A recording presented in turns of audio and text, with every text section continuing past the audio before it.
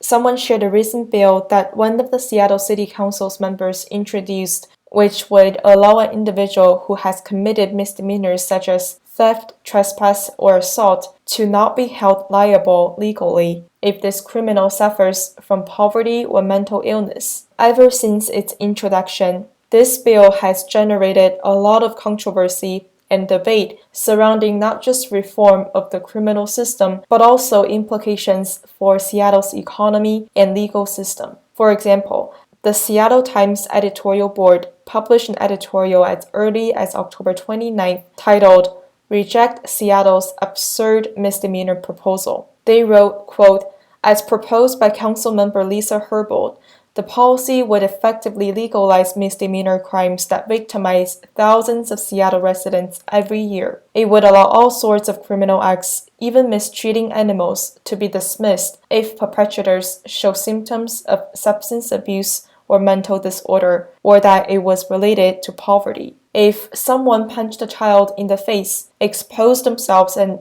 stole their bike, charges could be dismissed if they show symptoms of depression. Stalking, harassment, vehicle prowls, sexual exploitation, property destruction, hit and run, threatening someone with a gun, all would be minimized and easily defendable under Herbold's plan. Reforming the criminal justice system to root out discrimination and racism is an urgent priority, but that's not what Herbold's proposal would do. It's a radical dismantling of accountability in a city that's already struggling with chronic criminal behavior. Policies like Herbold's will cause more harm than good, strengthening opposition to reforms. According to State Representative Roger Goodman, a Kirkland Democrat chairing the House Public Safety Committee, he said, "Those who are alarmed by this can use this as a talking point to undermine what I believe are responsible justice system reforms on the state level." The Seattle Times editorial also said, "Meanwhile, Herbold is gaslighting the council and residents. At Wednesday's budget meeting, she said the measure is needed to stop the criminalization of poverty, addiction, and mental health issues. Pitching this as a moral imperative ignores, trivializes, and denies harm that residents and businesses are experiencing in Seattle because there's already little accountability for so many misdemeanor crimes."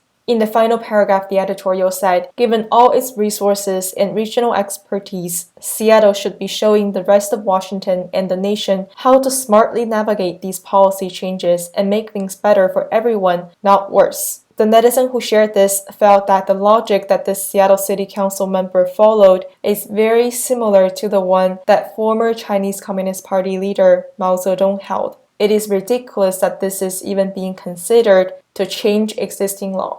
Someone replied, "But what's ironic is that this Seattle City Council member, Lisa Herbold, who introduced this bill, called the police department she defended to report a crime that she suffered, which would essentially be legalized under her proposal." According to the incident report, she told police that she was on the west side of the living room near the kitchen where she heard a loud noise that sounded like a gunshot and dove into the kitchen for cover. According to this article published in mynorthwest.com, what's ironic is that under the legislation as she is currently presenting in the model bill, Herbold is handing her perpetrator a free pass. Someone replied, "The states of California, New York, and Washington have become model states that exemplify socialism with American characteristics. These members of the radical left are essentially seeking to transform America into a communist utopian state." Someone replied, "Some people say that the ultimate purpose of communism is global domination, but this is not the case. Its real plot is to destroy humanity. The essence of communism is that it is a specter, just as stated in the very beginning of the Communist Manifesto. It is not merely a political party." Someone replied, "As the danger and threats of communism become clear in America, we should all reflect upon the root cause behind these phenomena. It would have been more difficult for communism to infiltrate American society if the earlier administrations and those politicians, so-called members of the political elite, and the mainstream or legacy media didn't actively show their support. In order for America to truly return to the path of tradition, elimination of communist influence would have to occur from within.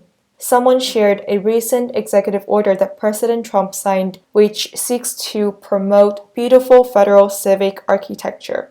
As stated in Section 1, purpose of the order, quote, societies have long recognized the importance of beautiful public architecture. Ancient Greek and Roman public buildings were designed to be sturdy and useful, and also to beautify public spaces and inspire civic pride. Throughout the Middle Ages and the Renaissance, public architecture continued to serve these purposes. The 1309 Constitution of the City of Siena required that whoever rules the city must have the beauty of the city as his foremost preoccupation, because it must provide pride, honor, wealth, and growth to the city's citizens, as well as pleasure and happiness to visitors from abroad. Notable founding fathers agreed with these assessments and attached great importance to federal civic architecture. They wanted America's public buildings to inspire the American people and encourage civic virtue. President George Washington and Secretary of State Thomas Jefferson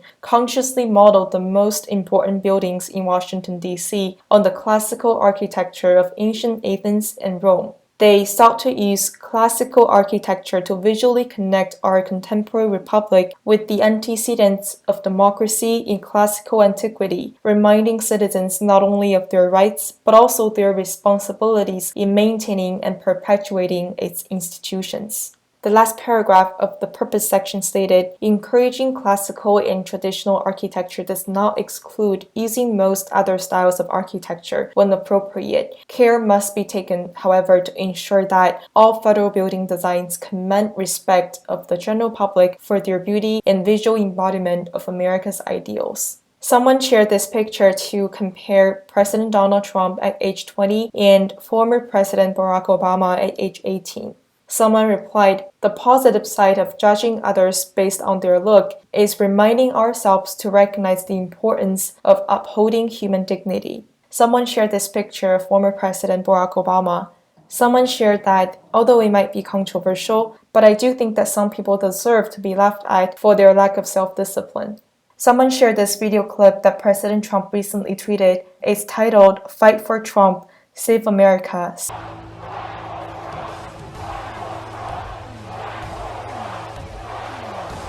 When this video was initially shared, someone commented, the people who are devoting their life in the fight for freedom will be remembered by history.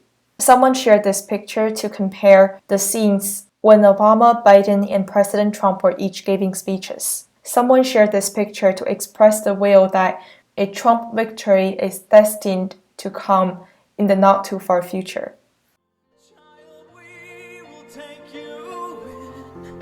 Child, we will bring you home. You'll be a flower that sees the spring. Soon a dove flying high.